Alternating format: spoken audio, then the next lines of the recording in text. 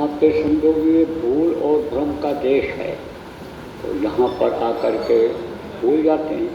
और जब कोई चीज़ बार बार याद दिलाई जाती है तब वो चीज़ रट जाती है। जैसे बच्चा को बार बार पढ़ाना पड़ता है, बच्चे की जो स्मरण शक्ति मेमोरी इसको कहते हो बड़ी तेज रहती है, लेकिन बार बार रटाना याद कराना पढ़ाना पड़ता है कि भूल न जाए।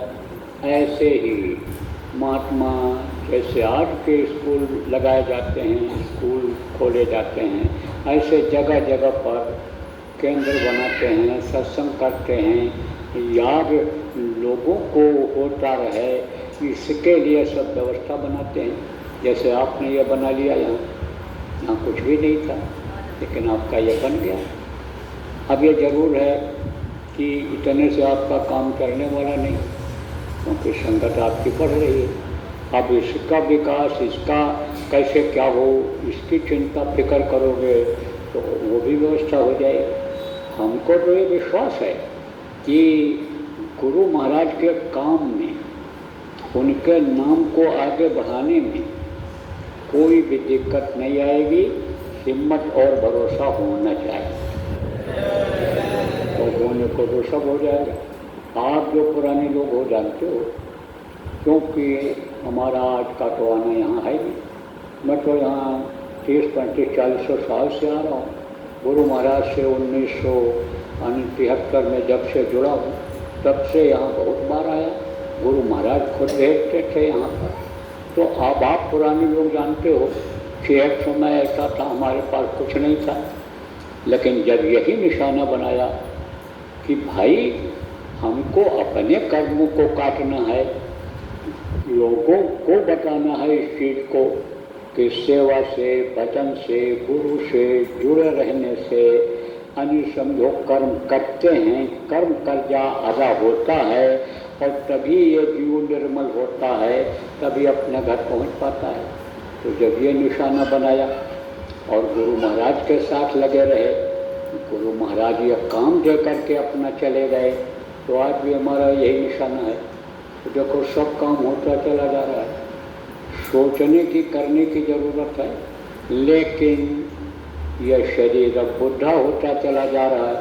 हमारे साथ जो लोग जवान थे, यहीं पर देखो वो लोग भी बूढ़े हो रहे हैं।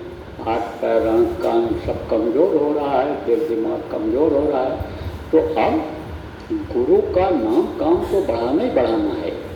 देखो इसलिए कुछ बच्चे आप इसमें ऐसे बैठे हो, बच्चियाँ परिवार के लोग ऐसे बैठे हो कि जिनके पिता पितामह गुरु महाराज से जुड़े हुए थे और गुरु महाराज का संस्कार आपके ऊपर पड़ा है और गुरु महाराज ने आपको दिशा दिया है।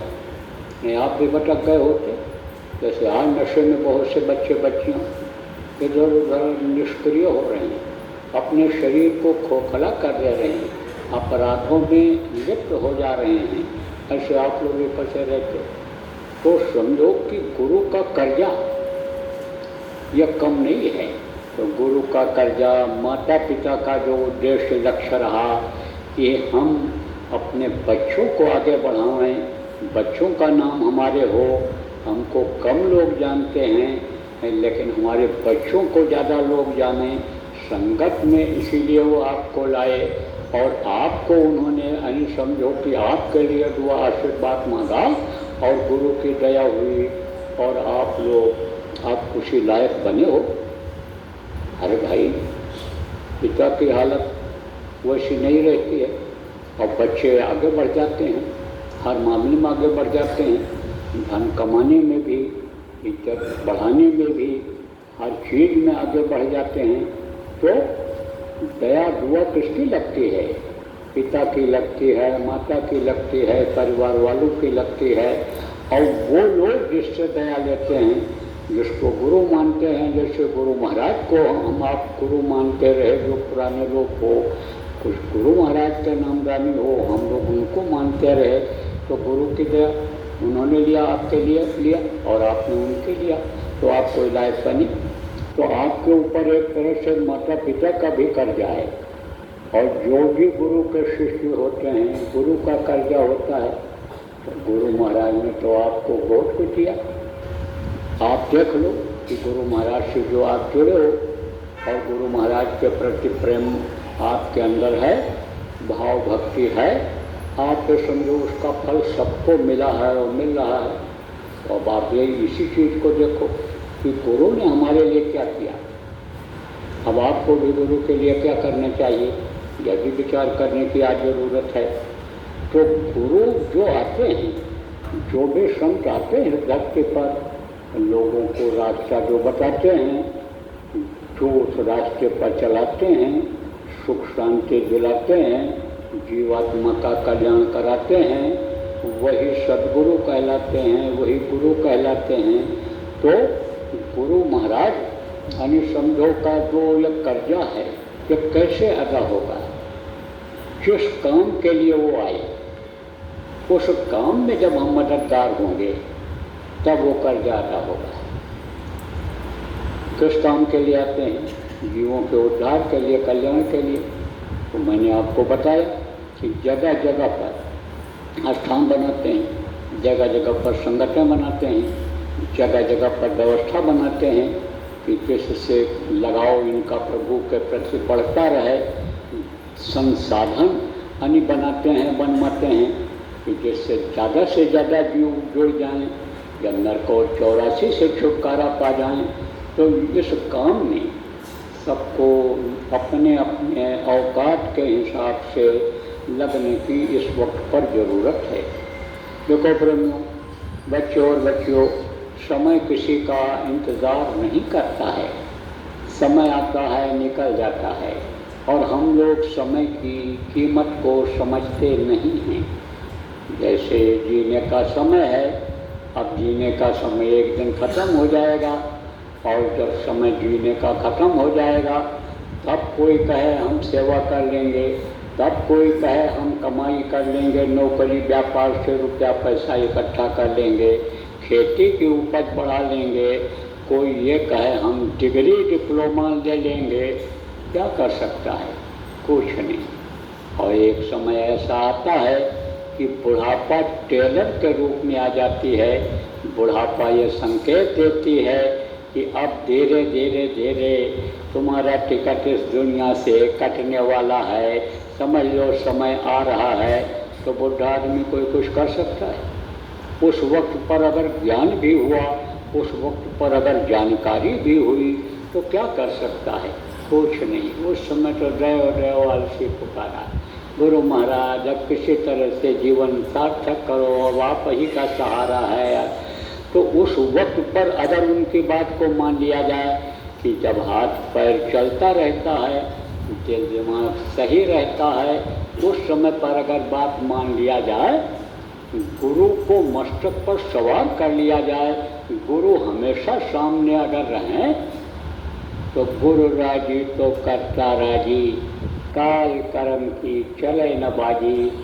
गुरु अगर राजी रहेंगे तो ये चाहे यहाँ काल का जो ये पसारा है यहाँ पर हो, या इसके ऊपर जो लोग हैं वहाँ जो काल अंगा डालता है, बाधा डालता है अपने लोग तक, कोई भी बाधा नहीं रहेगी। आप ये समझो, कहा गया तन मन से सच्चा रहे, सद्गुरु पकड़े बाँ और काल कभी रोके नहीं। देवे राह बताए। अच्छे अच्छे लोग काल और माया के चक्कर में आ गए, लेकिन गुरु अगर सामने रहेंगे तो गुरु का काम क्या होता है? संभालना, बचाना। तो वो बचाएंगे, फिर काल कर्म का जोर नहीं चलेगा, बल्कि और वो रास्ता बता देगा कि इधर से नहीं इधर से चले जाओ, यहाँ पर मैंने झाड़ी लगा दिया, बाड़ लगा दिया है। जैसे कोई यानी बाउंड्री खींच दे, बाड़ लगा दे, और वो वहाँ पर बता दे भाई तुम रास्ता जा रहे हो तो उधर से चले जाओ। ऐसे ही जीव के लिए कोई बाधा नहीं आती।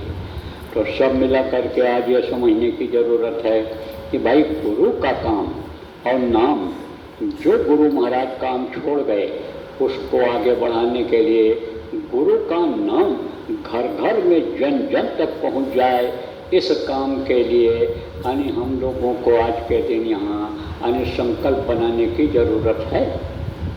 अब कोई भी काम हो, उसको जब करना रहता है तब उसकी योजना बनाई जाती है।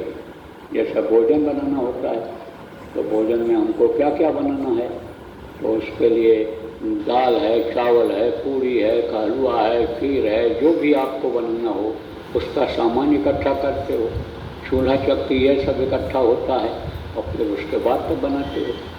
कोई भी देखो सरकार भी निर्माण कराती है तो पहले वहाँ पर क्या करती है कि पहले वहाँ पर क्वार्टर्स बनाती है, मजदूरों को लाती है, इंजीनियर को लाती है, सामान का इंतजाम होता है और फिर वो काम शुरू होता है। तो योजना बनानी पड़ती है हर काम की। अब जैसे जितने आदमी वो लोग इकट्ठा करते हैं, जैसे बच्चियाँ ये 2 ही प्राणी हैं घर में तो वो अपना अपने हिसाब से बना लेते हैं, लेकिन अगर ज़्यादा लोगों का भोजन बनाना हो तो आदमियों को इकट्ठा करना पड़ता है। रिश्तेदार को बुलाते हैं, भाई बिरादर को बुलाते हैं, पड़ोसी को बुलाते हैं, हमारी आप मदद कर दो, हम भी आपकी मदद कर देंगे। तो उस तरह से व्यवस्था बनानी पड़ती है और फिर व्यवस्था बना करके जब कोई काम करते हैं तब उसमें कामयाबी मिल जाती है।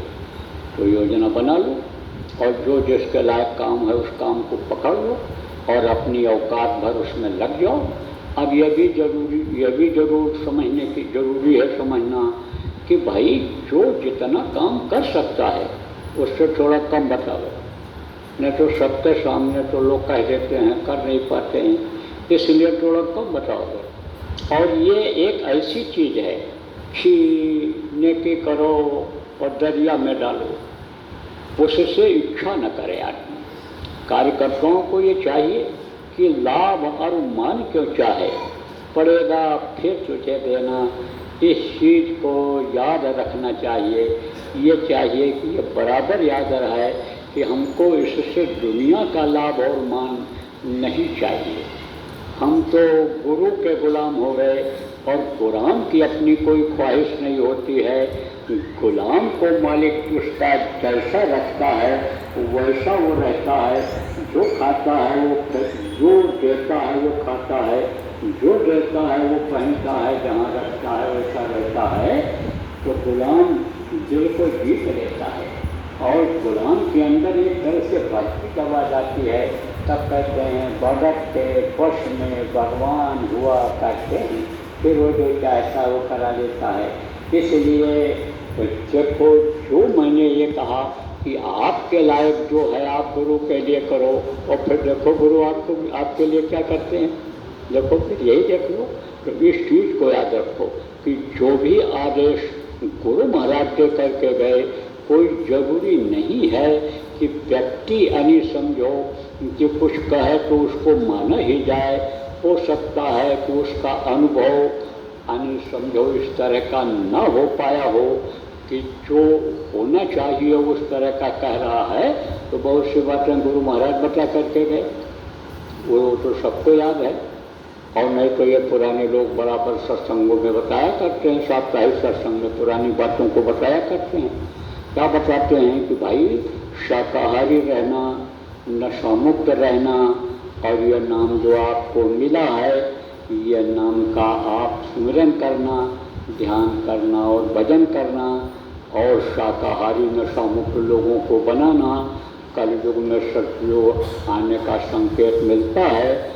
गुरु महाराज बराबर कहते रहे तो उसके लायक उसके योग्य लोगों को बनाना। तो ये आपके समझो कि ये बताने की लोगों को ज़रूरत रहेगी, समझिए। तो ये यानी समझो कि ये तो बहुत कॉमन चीज़ है।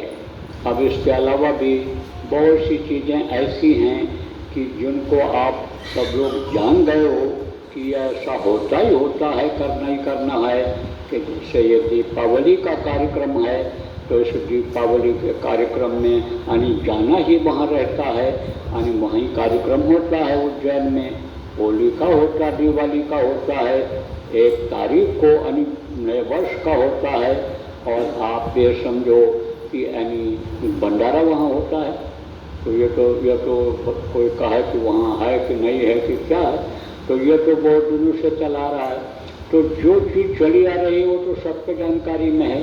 अब उस समय जो जाना चाहे, कोई कहे न कहे, लेकिन भाई अपना एक तरह त्यौहार है, और त्यौहार तो पहले ऐसे स्थानों पर लोग मनाया ही करते थे, त्यौहार का फ़ायदा तो लिया ही करते थे, तो उसमें कोई जाना चाहे न जाए, अपने तरफ तैयारी करें।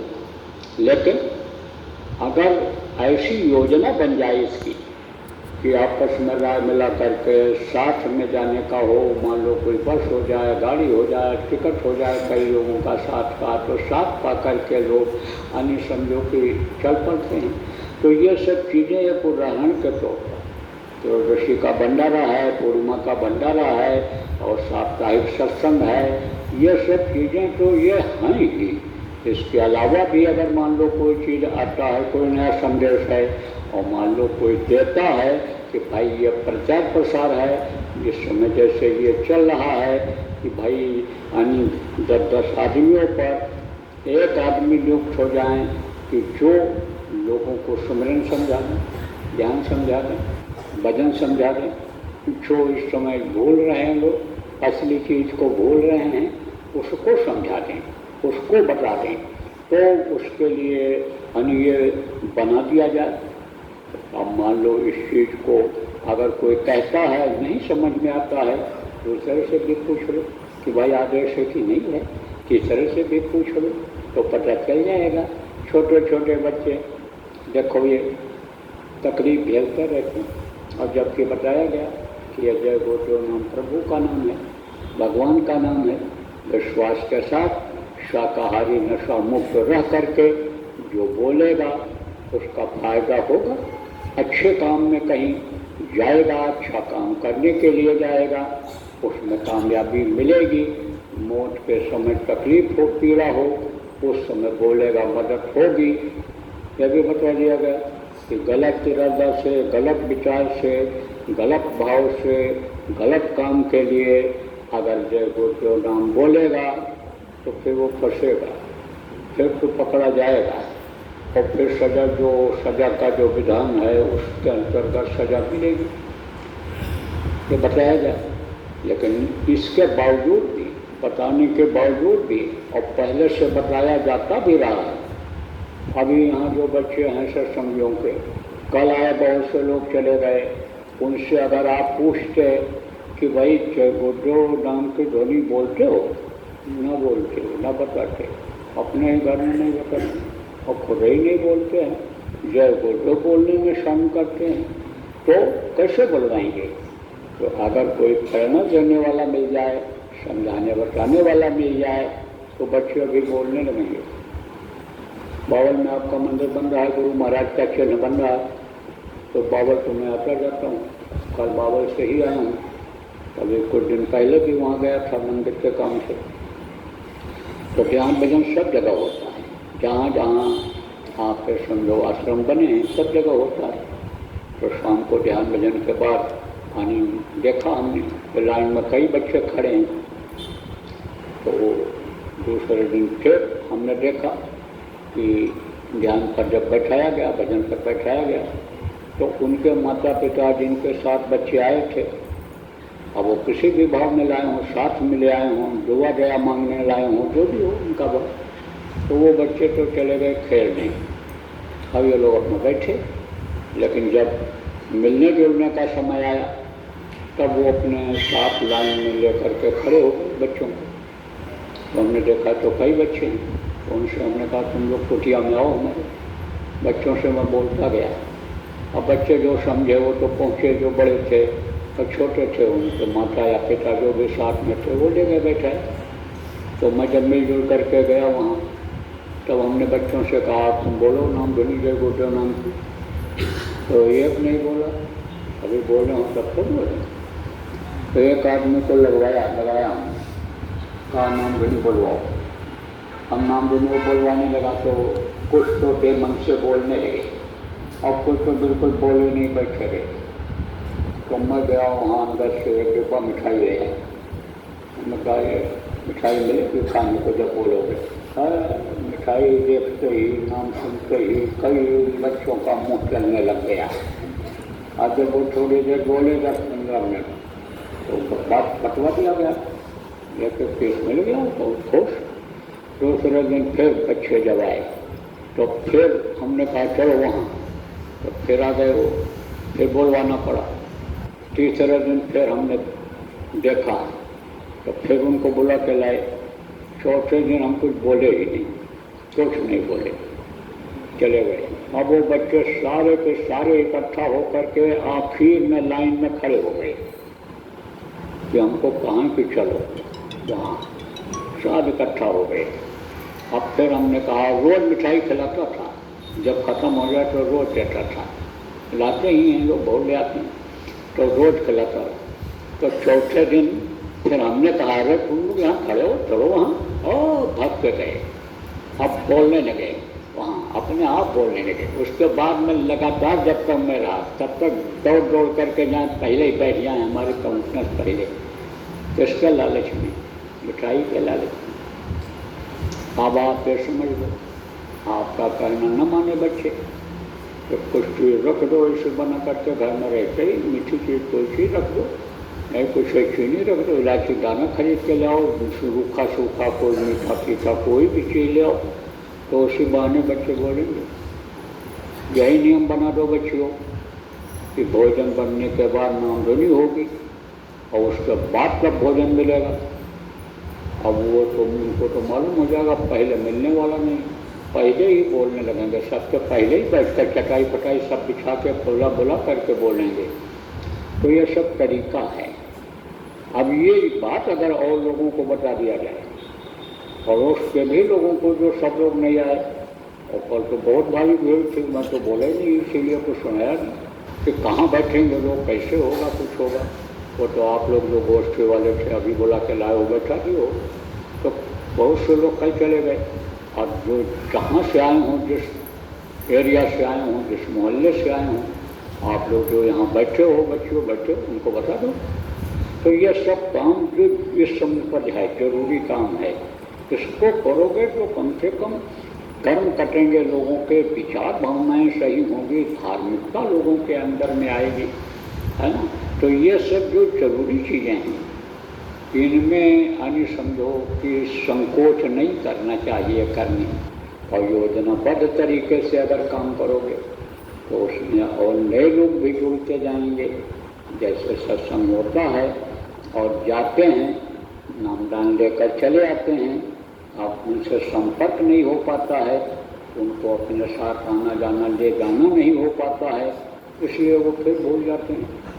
और अगर कोई मान लो आलोचना कर दिया, अगर कोई बुराई कर दिया, नहीं भी बुराई किया, नहीं भी आलोचना किया, और तुलना करने लग गए कि ये बाबा से अच्छा तो ये बाबा हैं, ये नहीं है तो ये नाम अच्छा है, और ये है, बस वो भूल और भरम में पड़ जाते हैं। एक कहावत है कि कोई हाथी पर बैठ करके और फिर वहाँ से उतर करके गधे की सवारी करे, तो गधे पर बैठने वाली की कदर होती है, इज्जत होती है, न तो समाज में इज्जत होती है और न और कहीं होती है।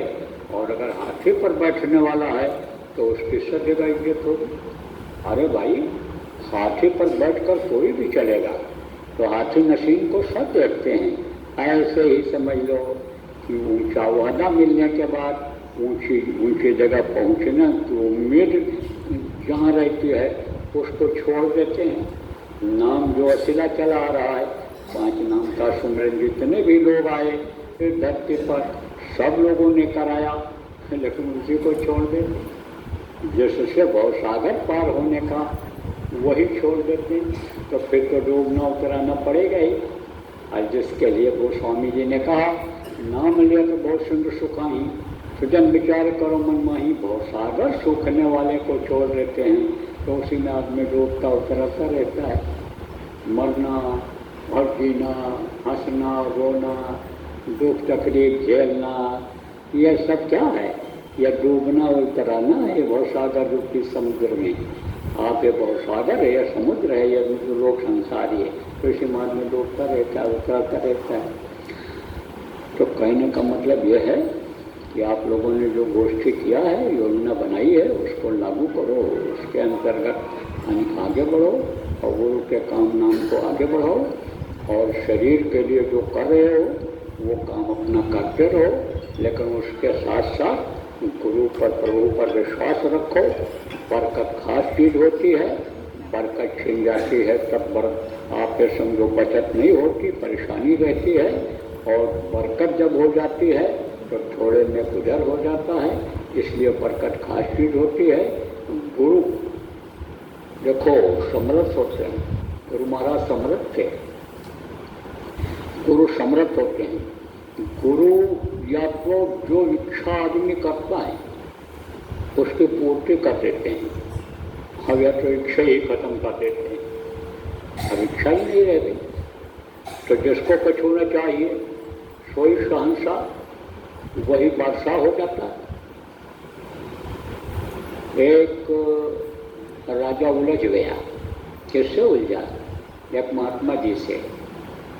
कहा तुम्हारे पास क्या है, तुम तो हमारे राज्य में रहते हो, हमारा दिया हुआ खाते हो, तुम लंगोटी लगाए हो, मेरे तन पर तो समझो लाखों रुपए के हीरे जवाहरात हैं, ये देख रहे हो ताज, इसमें हीरे मोती लगे हुए हैं, कपड़े देख रहे हो सोने चांदी बने हुए हैं, तुम्हारे पास क्या है?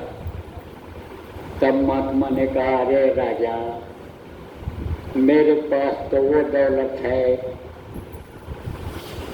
कि तू अपने राज्य का जितना भी लोहा है ले आ, तो उसको मैं सब सोना बना दूँ। कहाँ है? विश्वास रहता था पहले लोगों को। महात्मा ऐसे कोई नहीं बन जाता था, दाढ़ी बाल का महात्मा नहीं बन जाता था। महात्माओं की शक्ति को अर्जित करता था, लाता था, तप करता था, परिश्रम करता था, मेहनत करता था, तब वो महात्मा बनता था। तो लोगों को विश्वास रहता था महात्माओं की बातों पर। तो कहा बना दोगे महाराज? हाँ बना दूंगा, ले आजा राजा। और लाद करके गया, लोहा जितना था इकट्ठा कराया, ढेर लग गई, 2 ट्रक मीलों लंबी, यानी ढेर दिखाई पड़ने लगी। तब कहा कि बना दो महाराज, ले आया लोहा। अच्छा ठहर जाओ, ठहर गए वहाँ। लालच में, किसका लालच?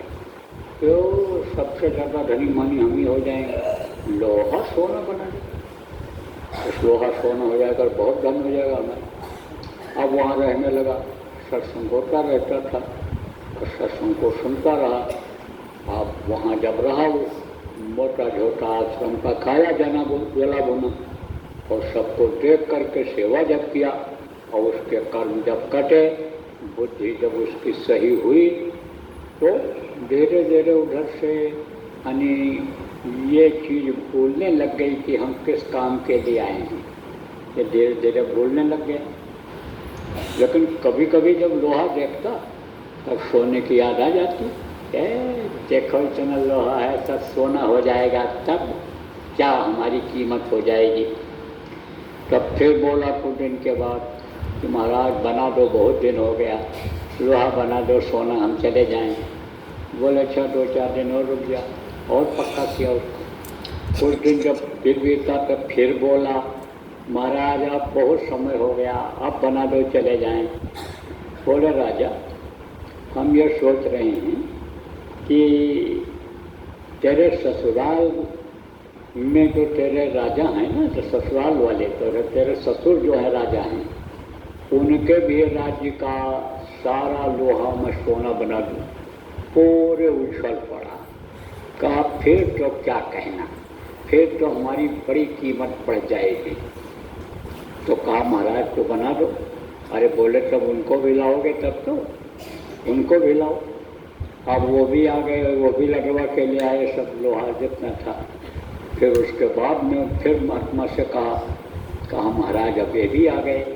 अरे भाई तो ये जब लोहा सोना बन जाएगा तो इसकी कोई लूटपाट ना हो जाए, इसलिए परिवार वालों को देख रेख के लिए ले आओ, और कोई हटाओ, इसके सुरक्षा वालों के लिए गाड़ी घोड़ा वालों को ले आओ, इकट्ठा कराओ, उनको तब तो बनाया जाए।